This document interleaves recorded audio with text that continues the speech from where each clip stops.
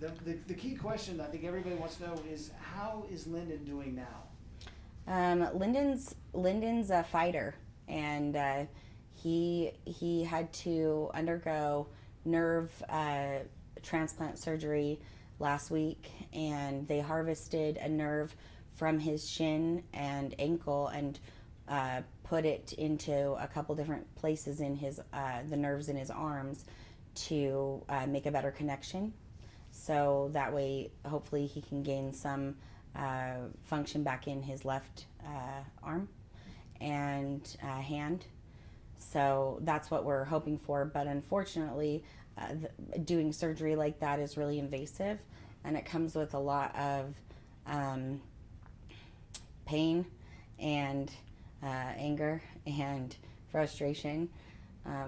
But he's been a really, really good trooper to just do what he needs to do to have the best possible outcome. I mean, I that's what I explained to him because he has an electrical stimulator.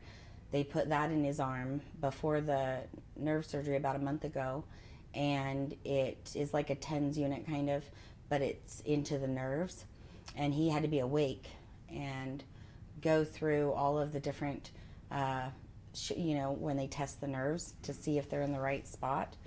And that was really horrific to watch because it was very, very painful. And he couldn't have any, he had to be able to go through that to be able to just place the instrument to help hopefully reduce some of his pain. Hmm.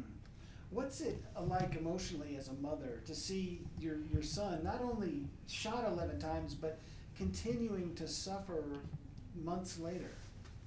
Um, it's really trying. I wake up sometimes and I think, oh, I totally forget about it, and then I get up and I think, holy crap, this is really my life, and this is really my son's life, and we are real people. Really, I mean, it's the most insane thing to have to watch him suffer time and time again, and just have to tell him you have to suffer to get better, and you really don't want to play around with not having your therapies and stuff like that. You've got to show up. We've got to go, and it's hard to get him motivated sometimes to want to do those things because they are so painful. But he does them, not always with a smile, but he does them, and he goes and participates and does what they ask him to do, which is huge for him because of his disabilities. Yeah. What, how is his understanding of the whole situation? Does he fully grasp what happened to him and what he's experiencing?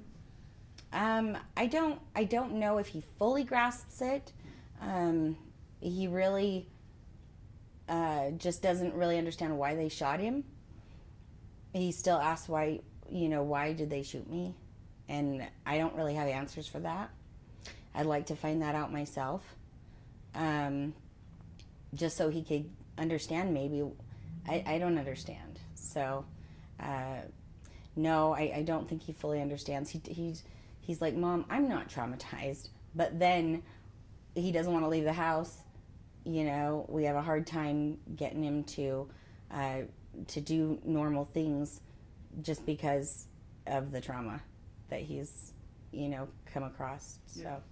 Real briefly, what has the medical recovery been like? How many surgeries has he had now? And Oh, don't count me on surgeries because I don't know.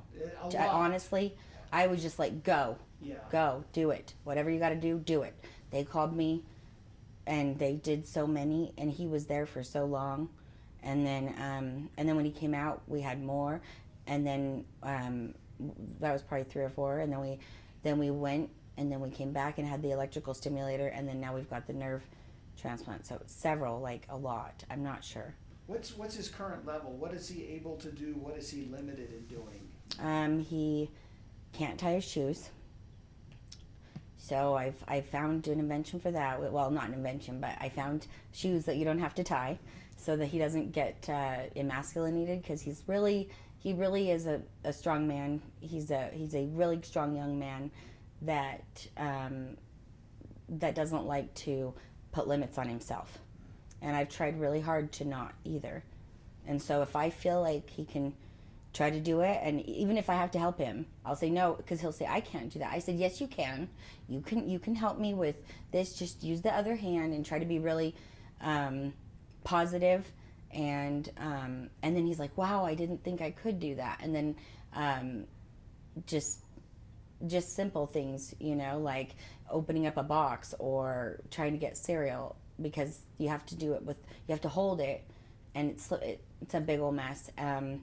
Washing his hands, he can't wash his hands. Can't fold laundry. He there's just a lot of stuff he can't do now. We always refer to the fact that he was 13 when he was shot. Has he had a birthday? Has he turned 14? He turned 14. Okay. Yep, he turned 14, October 15th, and he's really just concentrating on actually trying not to focus on what's happened to him, and more focusing on his driver's license that's upcoming. He's still like, can I get a driver's license with one arm? Do you think they're gonna be? And I'm like, yes, I think that I looked it up, I think it's fine. So he's really just a typical teenage boy, looking forward to the normal milestones. Yeah. What's daily life like around the house? You mentioned there's a lot of things that he still struggles with. Does he require a lot of help, or does it change things a lot? Well, sometimes he gets, I watch him struggle, like with trying to get socks on, because he's only got one hand with the sock, and it's kind of difficult. And I'm like, do you want me to help you? And he'll just get upset and be like, no, I don't want help. And so he'll sit there and it'll take him maybe 15 minutes to get his socks on, but he does it.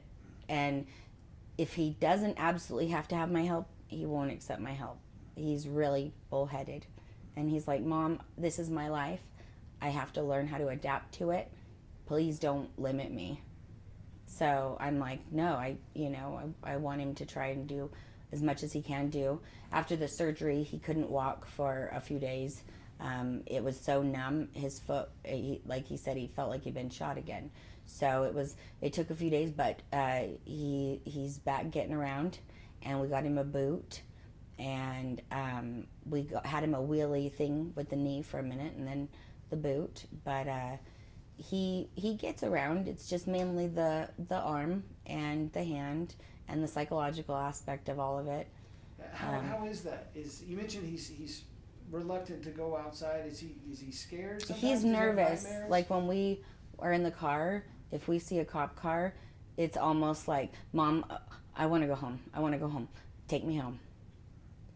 And so, like, we used to go out all the time, go to dinner and go to the movie and go do things together. We don't do things like that anymore. We mainly do projects at the house, homeschool at the house. We're, just doing stuff together. And that makes it hard for him socially, because he can't get out and meet with the other kids like he'd normally have done. But we're hoping to work through all that. He's in serious therapy, and hopefully they can get him to a point where he feels comfortable enough to be who, at least a shadow of who he used to be. Mm-hmm. Yeah, you mentioned hoping. What is the best possible outcome of this whole scenario? What are your hopes and dreams for your son? Oh, well, now that this has happened, my hopes and dreams have changed, I have to be real with myself. I think that I hope and I pray that his hand comes back and that he's able to use it, and that the only thing left on his body is the scars.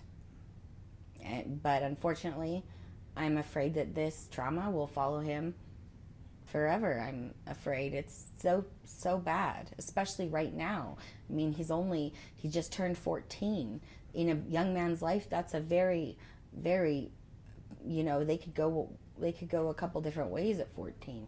So he's just got to stay positive and just keep trying to do therapy and move forward, and hopefully learn the coping skills he'll need to become an adult. That's my biggest dream, is that he's able to become an adult that is able to contribute to society and hopefully not harbor anger and hopefully harbor understanding, and not harbor understanding, but be understanding and try to be a voice for the people who haven't had a voice for so long.